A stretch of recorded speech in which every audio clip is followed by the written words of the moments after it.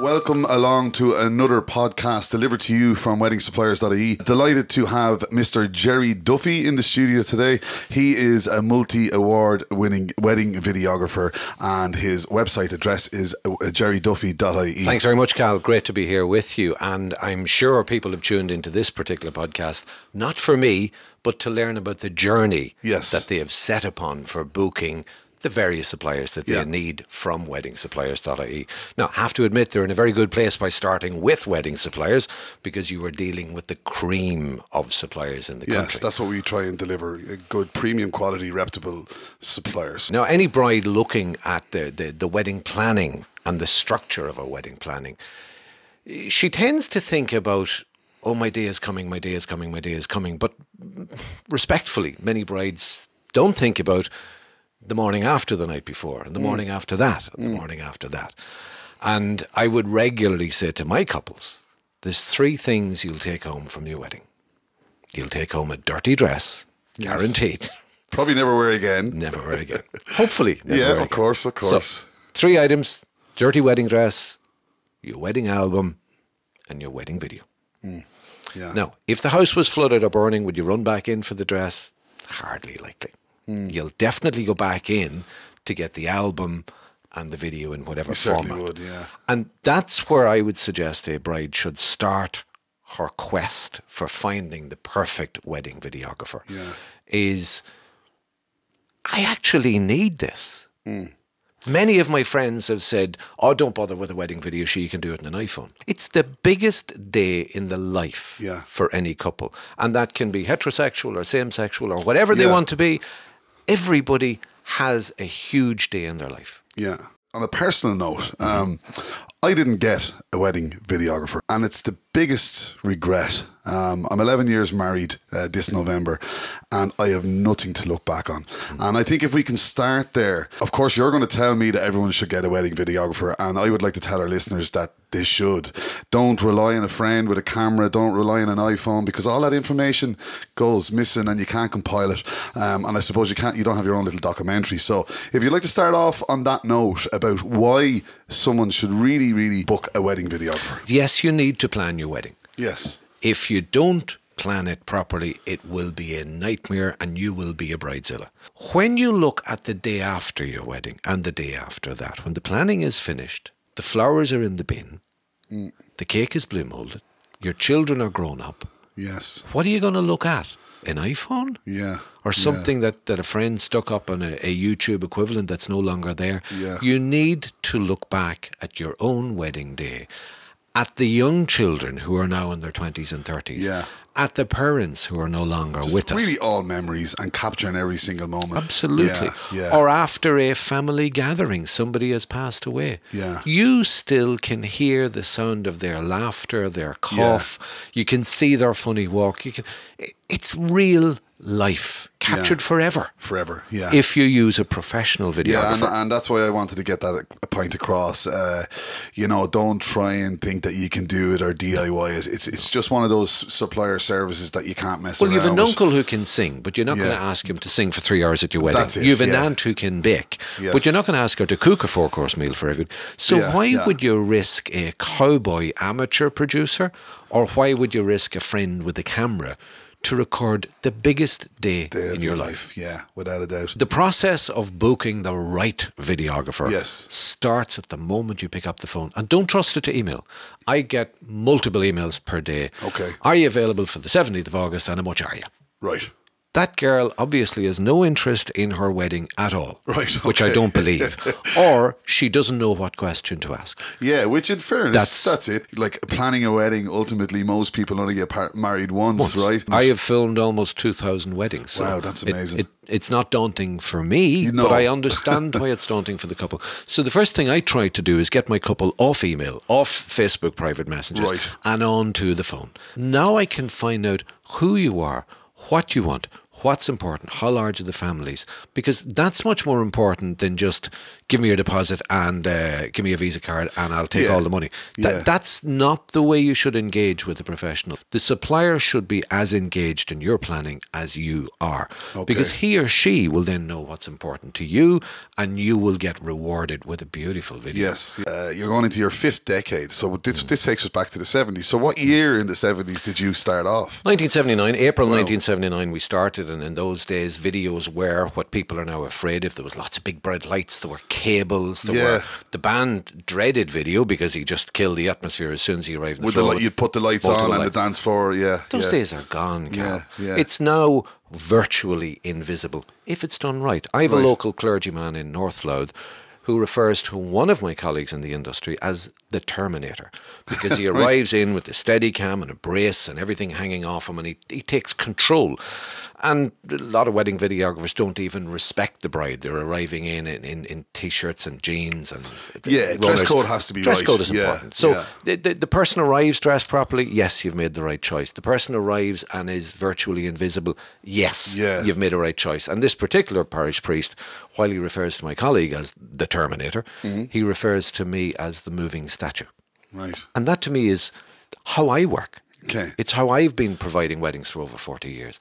We're there to record. We're there to document. We're not there to direct your day. No, of course. Or to wreck your day. You just move along and capture moments. Invisibly. Isn't that really invisibly? Yeah. And I think that's what a lot of people getting married would want. That is down to picking a professional. You pick a happy amateur who's on Facebook at €450 for everything, including the kitchen sink. You're going to pay for it on the day. Yeah. You're going to pay for it after the day because you're not going to have a professional product. There is a price to be paid. Yeah. Cut back on anything you want. Yeah. But don't cheat yourself by having a bad album or a bad video. Because the sweetness of a cheap deal will be replaced by the bitterness of bad value for the next 40 years. You're too embarrassed to show anybody your cheap video.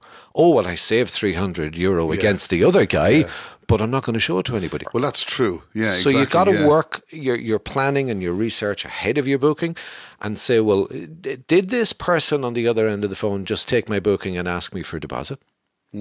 Is he or she only really interested in the money? Or were they interested in my day and my wish list and what I want? When I asked for the 17 things off my spreadsheet, did he just say yes, yes, yes, yes, yes? Yeah. Or was it actually absorbed? What's really important is, what does the supplier feel like to you?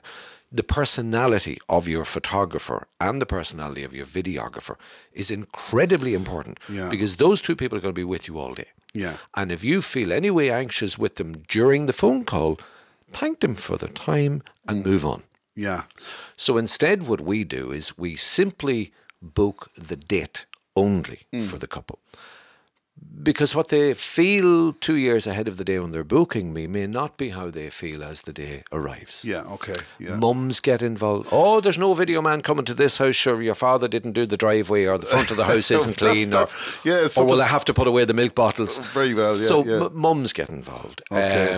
The parish priest suddenly says you can do this or you can't do that. Or the civil celebrant is now introducing different aspects of ceremony. So why force a couple into a package? So from my point of view, in jerryduffy.ie, we don't do packages. Okay. We do dates. And then on the morning of the wedding, we would have had a conversation with the couple again, 48 hours out. Okay. And on the morning of the wedding, be it heterosexual or same-sex, that couple have given me a full shot list of what they want. Right. So we're starting in one house, or we're doing both houses, or we're doing neither house. That's already been decided 2 days previously. Okay. If we've done the houses, we then work our way to the ceremony venue, be it a hotel or outdoor or church, traditional. And we work our way through that invisibly, going back to what the priest describes me as, the moving statue. We are virtually invisible. After the ceremony is over, there is a break point where the couple may then say, Jerry, thanks very much. That's enough. We'll talk to you in a couple of months when everything's ready. Or they may have invited us to stay on and film the family photo shoot, which is what I would recommend. Yeah. The day is not a Kim Kardashian look at me on Snapchat day for any bride or groom, and it shouldn't be. The day is a history in those two families for the next 2 generations. Yeah. If you could now press something on YouTube and watch Cahill's mum and dad get married, Yeah. it's priceless. It is priceless. To look back and see your mummy and daddy getting married. Yeah. And many of my couples have brought their children to the wedding. And those children will see mum and dad's wedding because they were there on the day. But they'll also see it for the next 2 generations, and they'll show their children, there's your mammy and daddy's, or your granny and granddad's wedding, or granny and granny's, or grand and granddad's. Let's not confuse things too much. But of course. The opportunity is there to watch it. So for me on the day, I would suggest to the couple, let's include the family photos. Now, at the end of that, we may stop, or we may go on and record speeches before or after the meal, or we may stay into the band and do the first half hour of dancing, or the Irish dance. I'd imagine you'd always be there for the first dance, would you be? 90% of the weddings were there. And again, what I try and do is bring a little bit further than that, Cal, for history. I am not looking at the couple on the day for their wedding. I am looking at the viewer of their wedding in 2 generations' time.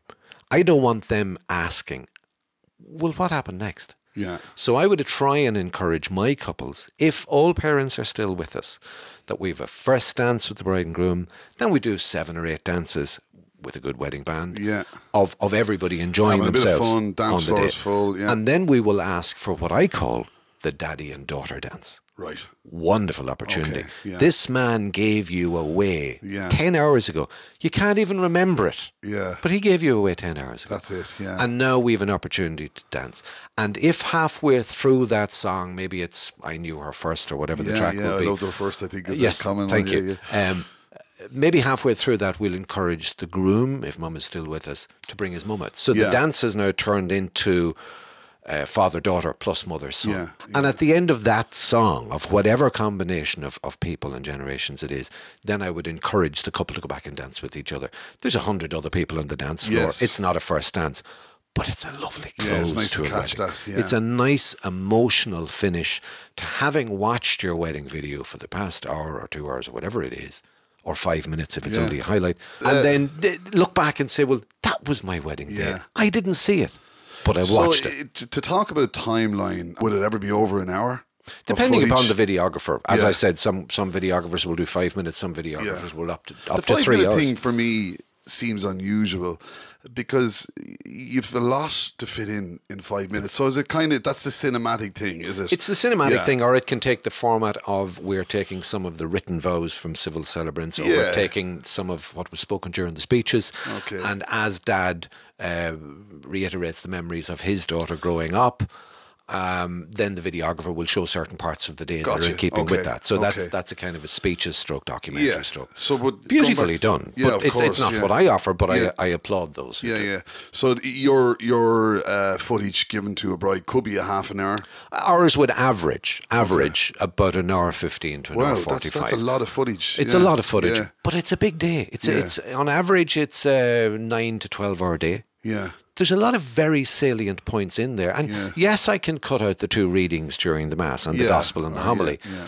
But that was the bride's godmother and the groom's sister. And the lady who sang in between the 2 opening readings in a church happened to be the bride's mother. Oh God, you can't cut that out. No, exactly. So every wedding is different, Cal. And I think every wedding should be focused on the couple and their family rather than my artistic impression. That's where the professional videographer comes into it. We've done something very unique. We've now offered an hourly rate rather than a package, so you only pay by the hour. Okay. And we've also dovetailed into that a payment plan.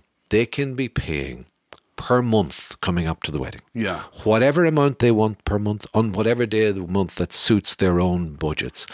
And if they don't have it all paid off in time for the wedding, that doesn't matter because we also extend the payment plan for up to 12 months after the wedding is over at no extra charge. Well, even if you're not on a budget and you just want to get things out of the way monthly. So that's, I think it's something a lot of suppliers could look at. Couples have enough stress in their life. And the stress of having 8 or 9 or 10 suppliers all standing in a queue with their hand out on the day of the wedding and the best man forgot the envelopes. Wow, there's a problem. Or lost the envelope. Or gave it to the priest instead of giving it to the band, as I've seen happen. But in my instance, I literally just shrugged my shoulders and said, don't worry about it. She have a year. A full year it's brilliant. before it has that's to a be really paid good for. service. And there's no added interest, there's no extra charges. It's there for the couple. So could you talk to me about pricing? Obviously, pricing is a complex thing. There's videographers, I'd imagine, will go out and charge €400. Some guys might charge whatever, 3,000, 4,000. I actually don't know. Yeah. But what would be a good ballpark figure? If we go back to the three things that come home from the wedding, the dirty dress, the photographer's work and the videographer's work, the only person that will get cheated by cheap work is the couple. Right. Because they're the ones left with something they cannot watch. And therefore think very wisely. The average wedding in Ireland is about €25,000. Yeah. You're looking at person A for video and person B for video, and person B is €300 or €400 dearer. Regardless of what the base price is, we're looking at the difference. If you can see the better quality product for the €300 or €400 difference, book the dearer party. Yeah. If you cannot see the difference, happily book the cheaper party. Yeah. You'll see videos from only €450. Would you get a videographer? No, you won't. No, you might as well buy a security camera and screw it in the corner of the church. And if you do have something that you can't watch, what was the point in the first place? Well, you've just wasted €450. Like, would I be right in saying, you know, you should spend anywhere from 1,400 quid up? It's a very fair middle of the road to start with. Okay. Somebody who's charging €1,400 is taking his or her business seriously. Yes, and they're probably going to be in business when your wedding happens. Yes. Somebody who's charging less than that may not be in business. If they disappear, yeah. Somebody who's charging €1,400 to €2,000, I would say that's the middle of the road in the Irish marketplace. So actually, you know, look around that area of pricing to try and find the perfect But weddings. more importantly, look for the difference. Yeah. If you can see the difference, and I will never ever take a booking. We've filmed almost 2,000 weddings. I will not take a booking until somebody sits and watches our work. Yes. And I would suggest you do that with all of your suppliers whose work you can see. Yeah. Look at the photographs of the flowers. Look at the photos of the cakes. Try and get cake test samples. Try and look at a number of albums from your photographer in the venue of your choosing. Do the same. Interrogate your supplier. You're spending a lot of money. You're entitled to make sure that you're getting the right. Yeah. But when it comes down to price, don't go on just price only. This is a personality business. Yes. If you don't get on with your videographer or photographer on the day of the wedding, you're not going to have a good video. If I do a bad wedding, I'm not invited back to that family. Yeah. I have one family in North Louth with 2 daughters and 7 sons. Beautiful family. Yes. I've done all 9 wedding videos, but there were 8 different photographers. So that just goes to show you. And a recommendation really is everything. We've managed to win with a company called Irish Wedding Diary, who are the biggest wedding print journal in the Irish industry. Yes. And we won Best Wedding Videographer of the Year. Which is a great accolade to have. In 2015. Yeah. I then won it again in 2016. Right. I won it again in 2017. And I've just won it again. Are you paying someone in there? I wish I was. I wasn't even advertising. 3 times in a row. That's fantastic. 4 times in a row. We've won it 2018. Great. So well, that says a lot for your business as well. 4 times to be nominated and to be awarded the best that Ireland has. Yeah. 2,000 weddings behind us. 40 years trading. Yeah. You're not going to worry, is that guy going to be around? Other than my mortality, you're not going to worry, is he going to be around to do my wedding? But that's the criteria that you should use for the other people in the industry. Yeah. Is it a new kid on the block? Is he advertising on Facebook only? Do they have a website? All these things are important, but get off Facebook, get off text, get on to the phone. So I think it's a good thing because you can talk to someone and you get much more information on a telephone conversation. And you understand what they want. Because you're a professional multi-award wedding videographer. You're not going to recommend a bad photographer. No. We encourage people to engage in the full process of all suppliers talking to each other.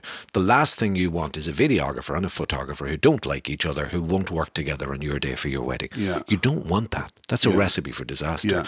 Whereas when you're speaking to your photographer and says, well, we're thinking of Jerry Duffy for a video. Oh, yeah, no problem. I've worked with Jerry many times. Yeah. Now you know there's happiness in the camp. Jerry, you've been very informative. And just to recap again for a listener, you're a multi-award winning wedding videographer, which is great. You're in the business, you're going into your 5th decade, which I think experience is everything.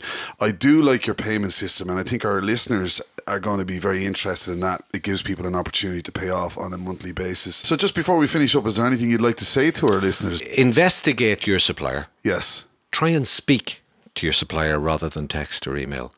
And if you're getting that warm feeling that this person is interested in your day and that their catalogue of work that they've already provided, not just one little 3-minute video, but let's look at a half dozen or a dozen different weddings here.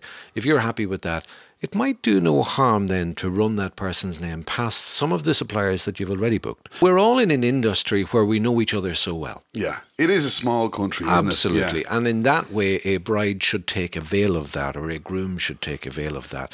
It's the biggest day of your life. Yeah. Don't book cheap, and don't book without investigating each of your suppliers properly. I'll go back to what I said at the start. I did not book a videographer, and it was one of the biggest regrets I had. The wedding day was fantastic, and sadly a lot of the people that were at the wedding aren't here now. And I think I advise all the listeners out there to book a wedding videographer. I didn't. It was the biggest regret I had, and 11 years on, I still regret it. I have no footage of my wedding. So thanks a million for coming in, Jerry Duffy. Thank you, Cal. So visit jerryduffy.ie, and you can also visit Weddingsuppliers.ie. There's several other videographers there that you can check out, and I think it's important, isn't it, for people to go and research. Okay, thanks, Jerry. Thank you.